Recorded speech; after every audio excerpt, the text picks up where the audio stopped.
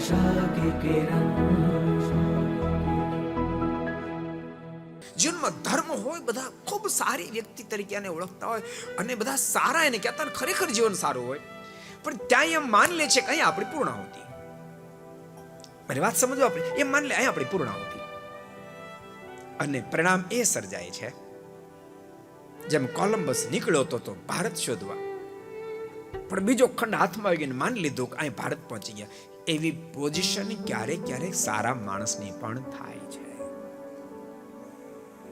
ધર્મ માણસને શોભાવે, સારો બનાવે, સમાજમાં એની સુવાસ જરૂર બહુ અદ્ભુત આવે, પણ જન્મ મરણના ફંદમાંથી બહાર નીકળવું હોય તો ત્યાંથી આગળ વધી અને પરમાત્માની સાથેનો સંબંધ એને બાંધવો પડે છે. ગમે તેટલા શ્રેષ્ઠ કાર્યો કર્યા પછી પણ પરમાત્મા સાથેનો સંબંધ બાંધવો પડે છે, પ્રભુની ભક્તિ કરવી પડે છે.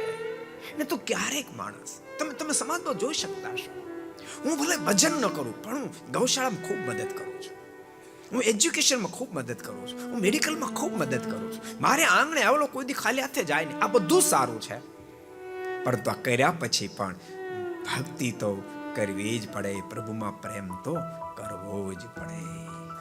આ નિરી સત્યતા છે. तो आपको पसंद आया हो तो लाइक करें और शेयर करना मत भूलिए. सब्सक्राइब करें सरदार कथा चैनल को और बेल आइकॉन पर क्लिक करना मत भूलिए लेटेस्ट वीडियो सबसे पहले पाने के लिए.